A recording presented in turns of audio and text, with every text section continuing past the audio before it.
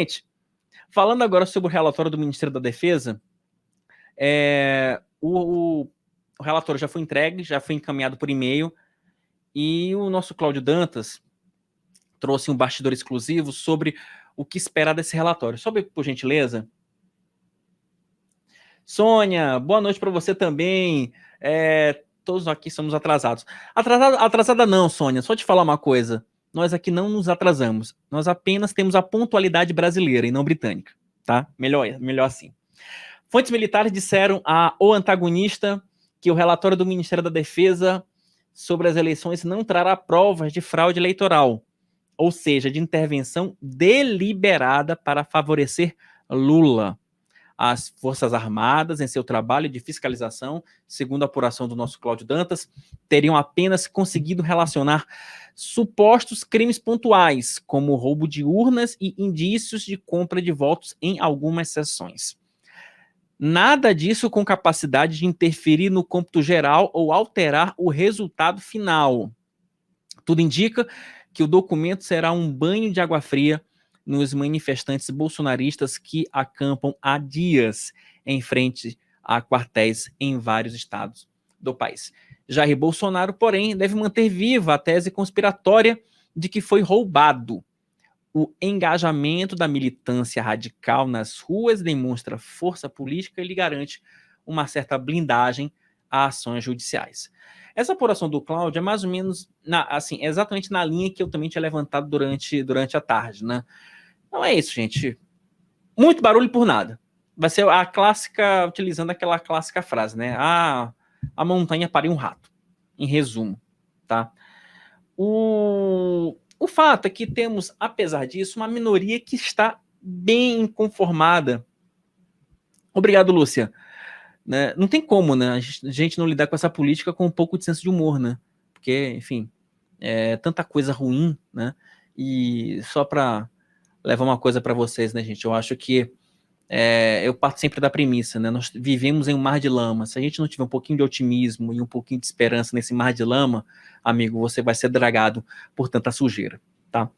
O fato é que, temos Lula ao vivo falando sobre a reunião com Alexandre de Moraes. Podemos colocar na tela, gente? Então vamos lá, ao vivo, vamos escutar o ex-presidente Lula e presidente eleito, agora. E as coisas vão acontecer. Espera só um pouquinho, só aqui, Gilene, aqui. Só um pouquinho. A oposição do Congresso está tendo que ter um valor menor para a PEC emergencial. Está sendo discutido pelos congressistas. Eu ainda nem sei quem é oposição. Nós tivemos apenas uma conversa com o presidente da Câmara, uma conversa com há muita disposição dos dois, com concordância daquilo que nós estamos propondo. Não foi especificado ainda tudo o que nós queremos, mas é o seguinte: nós ganhamos as eleições, dia 1º de janeiro, tomamos posse, que somos governantes do país. E esse país só tem um jeito de ser governado. Esse país tem que voltar a crescer. Ela está falando da base do Bolsonaro. O presidente da República, a partir do momento que ele achar que ele tem que de ser fácil. Não, agora, no momento. Agora, no momento, não apoiaria uma PEC. Deixa eu lhe falar uma coisa. As pessoas que vão se comportar agora, as pessoas não estão mais olhando para dentro. As pessoas estão olhando para os 213 milhões de brasileiros que estão esperando alguma atitude.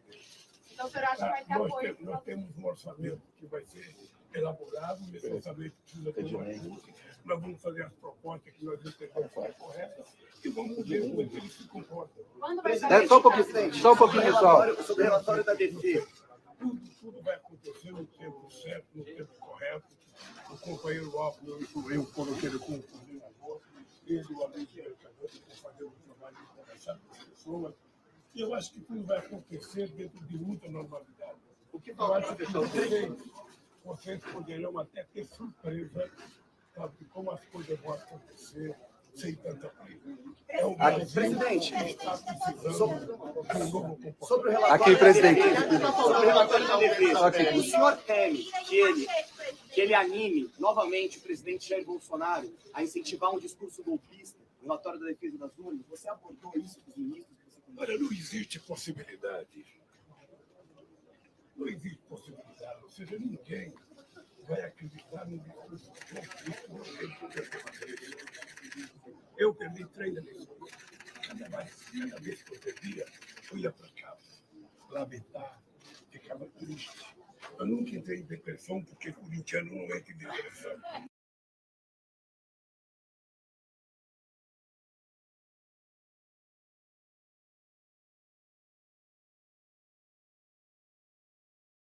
Gente, tivemos um probleminha no sinal aí do Lula, né? Renato Nogueira fazendo comentário espirituoso demais. O Lula roubando até o microfone. Como é que é, gente? Esse comentário é maravilhoso. Gente, vocês são ótimos. Tá aqui, o Lula já começou roubando o som. Gente, vocês são ótimos. Vocês são ótimos. A gente está tentando melhorar o sinal, né, da coletiva do presidente eleito Lula. Então, assim que a gente conseguir o sinal melhor, inclusive com áudio melhor, a gente já coloca no ar, né? O legal é o seguinte, né? Agora há pouco falando aqui sobre o nosso Matheus Rodrigues, né? Quer dizer, o camarada já chega tumultuando, né? E assim, já chega no meio do fogo. Matheus, acostume-se. A vida no trabalho é isso, meu amigo. Você chega no teste de fogo, você assume aquela floresta pegando fogo e vai tomando conta. É isso. Enquanto a gente não consegue restabelecer o sinal, dá pra gente colocar essa história dos 115 caminhões que chegam em Brasília para engrossar as manifestações? Né, ver se a gente consegue colocar. Isso, muito bem. Hoje, ali o QG do Exército, ele abrigou 115 caminhões, né, de vários estados, né, todos caminhoneiros que vieram para Brasília para aguardar o tal relatório das Forças Armadas, né, isso que nós dissemos agora há pouco, né, segundo informações aí da Polícia Militar do DF. E só para vocês terem uma ideia, gente, olha, temos aí um vídeo com todos esses caminhões. Coloca aí na tela, por gentileza, esse VTzinho rápido, enquanto a gente não consegue trazer o Lula de volta para o nosso ao vivo. Vai lá, bota lá, lá que é bom. Tira a urna. Tira a urna no correio. Olha a fila. Nossa, parece um bom prato. Na House of Representatives, os republicanos conseguiram ganhar uma vitória apertada. A Arizona, que foi um estado muito polêmico.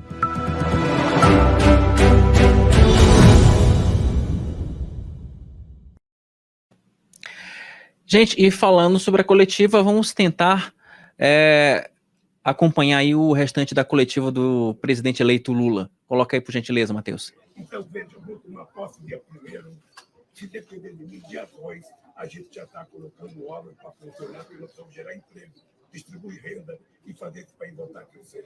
Nós não podemos ficar chorando, vai gastar. Eu quero dizer o seguinte, muita coisa que as pessoas falam que gastam, eu acho que é investimento. A saúde é investimento, porque investir numa pessoa para ela não ficar doente é investimento. A farmácia popular é investimento para cuidar da vida das pessoas. Para investir na educação não é gasto, é investimento. Nós precisamos mudar algumas nomenclaturas, porque tudo que a gente quer fazer é gasto, é gasto, é gasto, é gasto. Para quê? Para guardar dinheiro para pagar juros aos banqueiros? Não. Nós precisamos ter uma dívida social. Tem uma dívida social histórica de 500 anos para fazer pobre e nós, como já fizemos uma vez, vamos tentar começar a pagá-la. Não sei se pagaremos toda, mas vamos começar a pagar. Edilene aqui. A coisa é a seguinte, é acabar com a fome.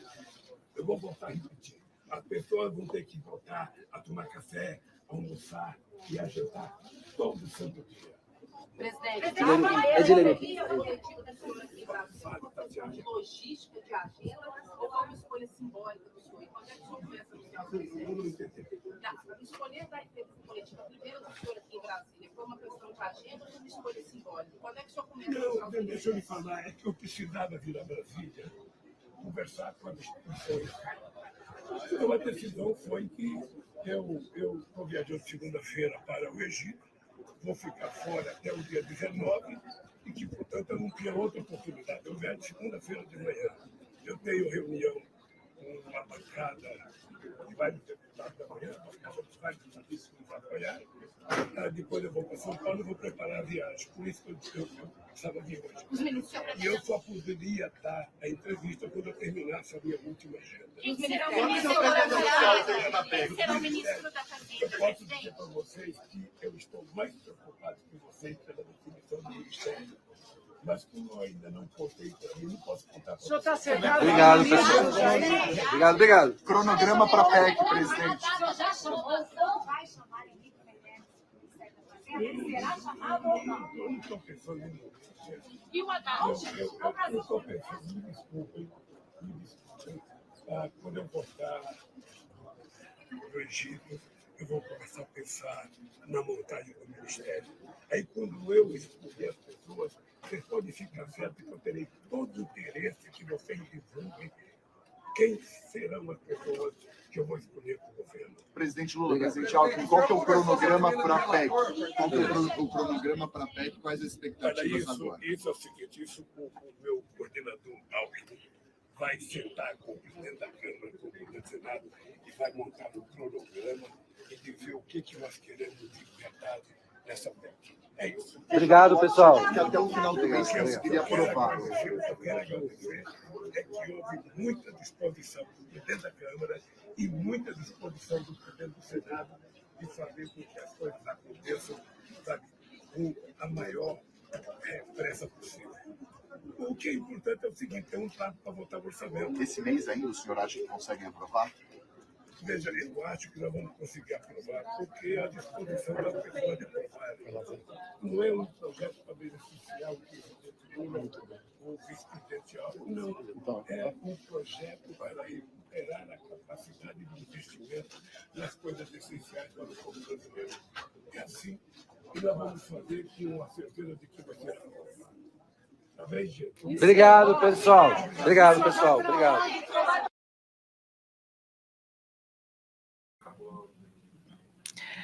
Gente, olha só, enquanto a gente tá... Vocês viram aí a coletiva do presidente eleito Lula, falando basicamente que vai depender de um acordo com o Congresso para estabelecer um cronograma para aprovação da PEC de transição, né? Falando aí que ele também quer trazer a política para os eixos, né? Repetindo uma mensagem que ele falou em outros, também durante os encontros que ele teve hoje com o Lira e com o Pacheco. Eu vou trazer algumas informações aqui da nossa repórter Vanessa Liperti, que estava lá no TCE acompanhando a gente, mas eu quero trazer para vocês que acabou de chegar para a gente aqui a íntegra do relatório das Forças Armadas, né, sobre as urnas.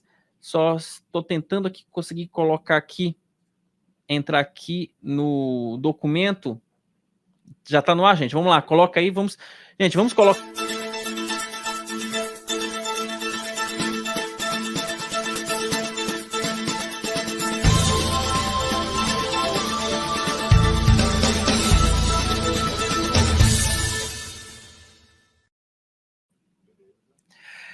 Gente, vocês estão vendo aqui, né? Breaking news, né? Aqui é notícia o tempo todo, quentíssima para você, ao vivaço aqui no nosso papo antagonista. Ó, gente, eu tô falando, olha, existem pessoas que têm estrela, né?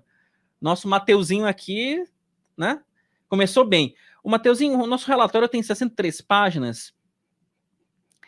Vamos colocar aqui já no final, para a gente chegar aqui às conclusões, porque é muita coisa e a gente vai esmiuçar esse relatório com todos os detalhes para você aqui em O Antagonista. Deixa eu ver se eu consigo achar aqui o ponto específico desse relatório que nosso Cláudio Dantas conseguiu agora há pouco. Ele já está com esse relatório aqui, comparecimento da adesão. Estamos lendo aqui, abertura... Fred, deixa eu ver se eu consigo achar aqui. Urgentíssimo, haja visto tempo a fim de possibilitar, Gente, porque é tanta informação que a gente consegue checar aqui, que eu estou vendo com vocês aqui, tá? Eu vou ser bem honesto com vocês. Estou olhando o relatório junto com vocês aqui ao vivo, né? Deixa eu ver se eu consigo aqui subir. Deixa eu ver se eu pego o resumo dele aqui, Freitas, que talvez o resumo a gente consiga ter uma informação mais fácil de obter. Pronto. Gente, olha, pega o resumo. Pega o resumo. O resumo tá mais fácil. Resumo de 2 páginas. Tem outro documento que eu acho mais fácil, que ele fala de um aspecto que é importante, porque esse documento preciso dar uma lida com mais calma antes da gente... O relatório diz que é fraude. Não é bem isso. O relatório que eu estou olhando aqui não fala de fraude, tá? Do trabalho realizado, destaco 2 pontos. Onde é que está o documento? Rapidinho, Freitas e Matheus, por gentileza. Não tem fraude, gente, só sugestão de melhorias, tá? Basicamente é isso. Deixa eu ver se eu só... Ver se a gente, inclusive, já tem uma... Deixa eu ver se nós já demos a matéria. Tá aí no ar? Isso, boa. Fiscalização do sistema eletrônico de votação, senhor presidente. Aqui no início ele cumprimenta aqui, né, o Alexandre de Moraes e tal. O relatório técnico de fiscalização. Esse item 4 aqui é importante, gente. Olha, assinalo que o trabalho restringiu-se à fiscalização do sistema eletrônico de votação, não compreendendo outras atividades, como, por exemplo, a manifestação acerca de eventuais indícios de crimes eleitorais, tá? Do trabalho realizado, destaco 2 pontos. Primeiro, foi observado que a ocorrência de acesso à rede durante a compilação do código-fonte, consequente geração dos programas, pode configurar relevante risco à segurança do processo. Segundo, dos testes de funcionalidade realizados por meio do teste de integridade, não é possível afirmar que o sistema eletrônico de votação está isento de influência de um eventual código malicioso que possa alterar o seu funcionamento. Em consequência, solicito à Corte Eleitoral atender ao sugerido pelos técnicos militares, no sentido de 1.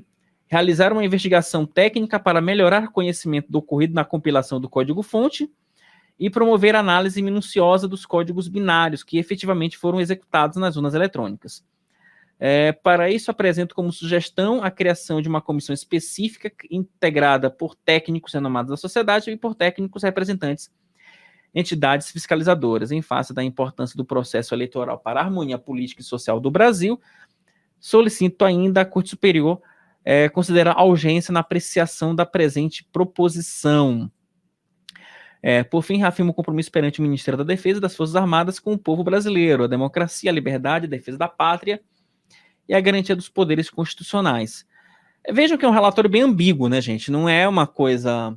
Não é algo... Exatamente, Sebastião, a montanha pariu um rato, né? Porque realmente não... Assim, basicamente, é bem naquela linha que já se falava, né? Você vai ter aí uma consideração sobre o código-fonte, que pode melhorar, mas assim, comprovação de fraude que é bom nada, né? Deixa eu ver se eu ainda o outro relatório, deixa eu ver se eu ainda consigo dar uma lida aqui em tempo real com vocês, porque ele basicamente fala sobre a abertura do código-fonte das urnas eletrônicas, análise realizada entre 2 e 19 de agosto de 22, diante do exposto, com isso que com acesso ao código-fonte, com as restrições supracitadas, foi efetiva por essa equipe. Eu estou vendo um outro relatório já, gente, então fiquem tranquilos. Eu vou dar uma analisada aqui com calma nesse material, mas é isso, gente. Então, assim, vejam que o relatório ele não dá nenhuma conclusão de que houve fraude, que houve tantos votos para o Lula, mais do que o do Jair Bolsonaro, que o Bolsonaro perdeu X votos em relação ao Lula, tá? Basicamente foi isso. É um relatório que tem, vou ser bem honesto para vocês, muito blá, blá, blá e pouca constituição. Aqui fala sobre percentual de comparecimento, basicamente dados públicos, projeto de integridade de urna piloto, enfim. Daqui a pouquinho no antagonista, gente, nós vamos ter mais detalhes sobre esses relatórios, vou dar para vocês todos os detalhes sobre esse material, tá? Deixa eu só ver que, inclusive, ó, acho que nós já temos a matéria no ar, né, Fred, sobre o relatório? Eu acho que nós já temos aí. Enfim, não temos, mas daqui a pouco a gente vai ter, porque temos ainda algumas coisinhas para fechar do nosso papo antagonista. Enquanto a gente fecha essa apuração sobre as urnas eletrônicas, Freitas, vamos só falar sobre o Congresso norte-americano. Opa, antes de falar do Congresso, Freitas, desculpa. Vamos falar um pouco sobre o Cláudio Dantas Talks, né, nosso programa de entrevista, que enquanto a nossa equipe dá aquela depurada no relatório, a gente já fala do Cláudio Dantas Talks, né? Nesse final de semana, o nosso Cláudio Dantas recebe a montanhista Areta Duarte, E assim, só para vocês terem um pouquinho de água na boca, vamos colocar aí um trechinho da conversa do Cláudio Dantas com a nossa montanhista Areta Duarte, por favor.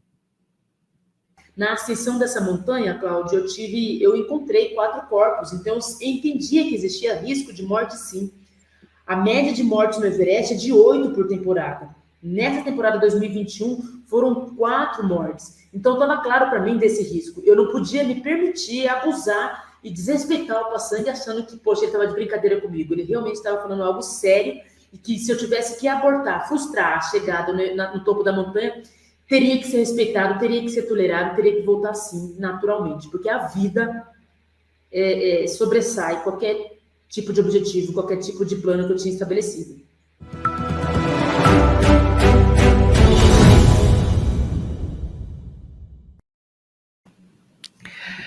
Gente, eu só voltando aquele relatório aqui, tem um trecho, ô Freitas, coloca daquele relatório de 63 páginas, coloca na página 16 aí. Vê se a gente consegue, porque tem acho que a conclusão aqui é importantíssima dessa página 16 aqui, pelo que eu tô lendo, tá? Página 16 direto, que é quando ele fala sobre os boletins de urna. O Freitas está colocando, porque eu acabei de ler aqui um negócio interessantíssimo. Primeiro, lá, página 16, Freitas. Essa aí, deixa eu ver aqui, lá no finalzinho. Na última parte da página. Isso aí, sobe. Isso, perfeito, pronto. Eles falam aqui sobre as atividades sobre o boletim de urna e foram alcançados os seguintes resultados. Primeiro turno, por meio da comparação de 442 boletins de urna, é possível inferir com nível de confiança de 95%, meio Datafolha, né, que a média de BU com inconsistência é de 0%, com um erro de até 4,78 pontos percentuais. Segundo turno, por meio da comparação de 501 boletins de urna, é possível inferir com nível de confiança de 95% que a média de boletins de urna com inconsistências é de 0%, com um erro de 4,38 pontos percentuais. Quer dizer, em ambos os turnos não se verificou divergências entre os quantitativos registrados no boletim de urna afixado na sessão eleitoral e os quantitativos de votos constantes no respectivo boletim de urna disponibilizado no site do Tribunal Superior Eleitoral. Você que é um cara inteligente sabe que o boletim de urna é justamente aquele boletim que sai da urna eletrônica depois que a sessão é encerrada. Então esse boletim de urna ele vai para a parede e esse boletim de urna ele é processado, ele é transmitido para o Tribunal Superior Eleitoral. Está aqui, relatório do Exército, que nós estamos publicando agora no nosso site, com urgência, rapidinho, para vocês terem uma ideia. É isso. Como diz a Lúcia aqui, literalmente perda de tempo, tá bom? Ou seja, relatório papel higiênico, segundo nosso Daniel Pablo.